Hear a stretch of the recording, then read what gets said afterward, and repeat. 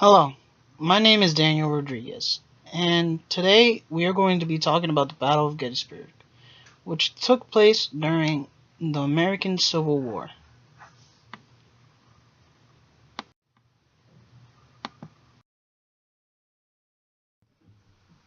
Why did the war start anyway? Well, the Civil War was fought between two sides, the United States Union versus the Confederacy.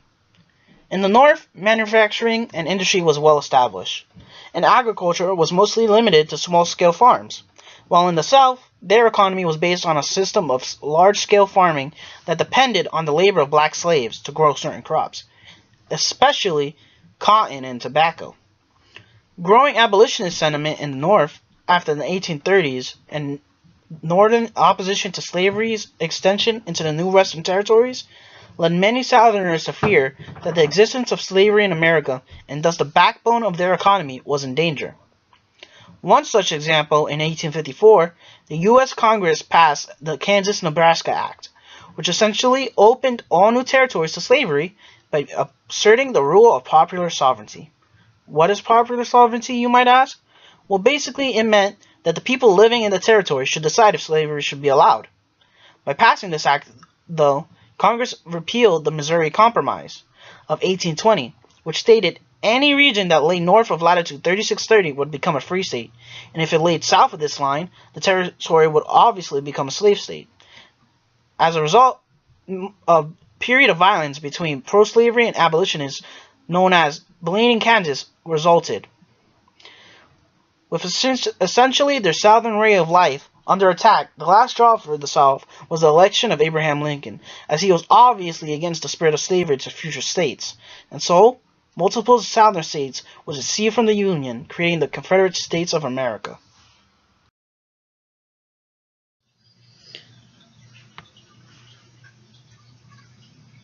Now that we know what led to the Civil War, let's talk about what led to the Battle of Gettysburg. The Battle of Chancellorsville took place on April 30th to May 6, 1863, and it's credited to be Confederate General Robert E. Lee's greatest victory during the Civil War. Although Lee's army of 60,000 was outnumbered by Union General Joseph Hooker's army of 80,000.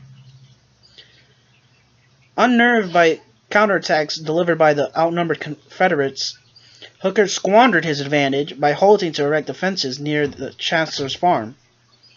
On May 2nd, Lee's most trusted general, General Stonewall Jackson, and 30,000 men followed a long path that brought them against Hooker's weak right flank. Jackson's attack begun in late afternoon. It was a brilliant tactical success that destroyed half of Hooker's line. Only nightfall prevented a complete victory.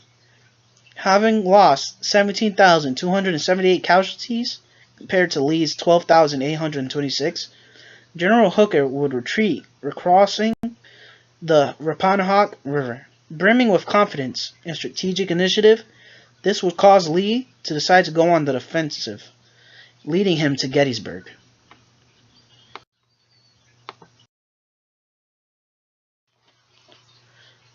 The Battle of Gettysburg.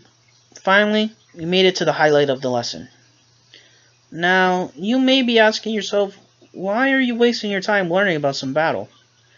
Well, for your information, this battle was the turning point in the war, since, spoiler alert, the South suffered a major loss here. Plus, the battle was only 3 days. Now, day 1, July 1st. Upon learning that the Union Army of the Potomac was on its way, Lee assembled his army into the town of Gettysburg. And early on in the day, a division of the Confederate Army searched the town looking for supplies. But they actually learned that Union cavalry brigades had arrived the previous day. 2 of them, matter of fact.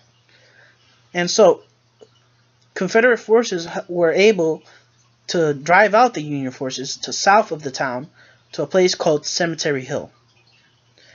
Due to them currently outnumbering the Union forces, Lee wanted to press his advantage before reinforcements could arrive, obviously. But thanks to General Ewell not ordering the attack because he believed Union positions were too strong. And so, because of this, a Union Army Corps arrived, extending the Union's defensive line along Cemetery Ridge to a hill called Little Round Top at sunset. And then, to make matters even worse, 3 more Union corps arrived overnight, strengthening their defenses even more.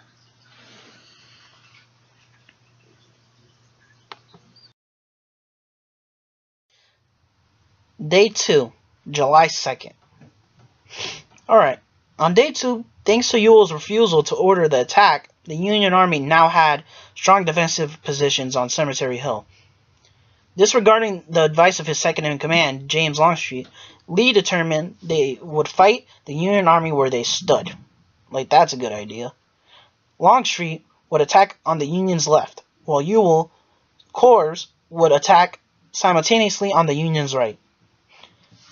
At around 4 p.m., Longstreet's men opened fire on Union corps, commanded by Daniel Sickles, which is much later than it was supposed to take place, as Lee wanted the attacks to take place as early as possible in the morning.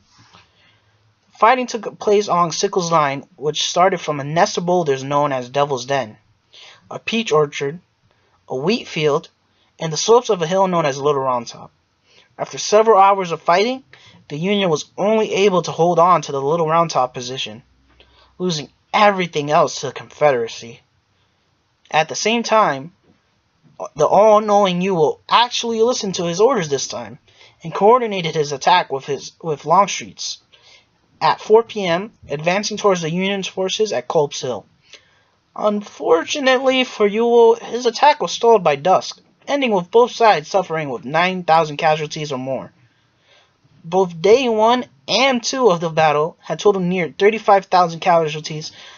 This was the largest two-day toll of the war.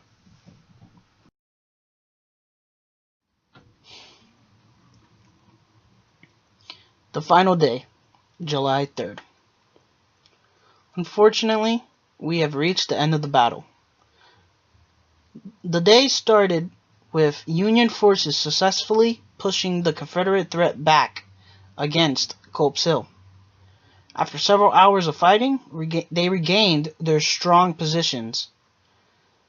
Lee mistakenly believed for some reason his forces were on the brink of victory the day before, and decided to send 3 divisions led by George Pickett, which, by the way, were fewer than 15,000 troops, against the center of the Union armies, positioned on Cemetery Ridge. They would be tasked with marching 3/4 of a mile toward already dug-in Union forces, because that's a good idea. Despite protests from his subordinates, however, Lee was determined, or better yet, he was just too desperate to give up. And the attack, later known as Pickett's Charge, would start at around 3 p.m. After bombardment from Confederate artillery, Union forces, using stone walls as cover, were able to fire upon the Confederate forces marching towards them and completely decimated them, along with help from regiments that were from Vermont, New York, and Ohio that hit the Confederates' flanks at the same time. Obviously, since they were caught on all sides, less than half of the Confederates in the battle would survive. At the end of the battle, the total casualties were around a whopping 51,112 soldiers. For the Union, it was 23,049, and for the Confederates, it was 28,063. Although the Confederates would go on to win other battles, they never really recovered from the losses they suffered at Gettysburg. And because of this, the tide of the war was swayed in the Union's favor, making it a turning point in the war. Well, looks like we're out of time for this lesson. Hope you enjoyed and have a nice day.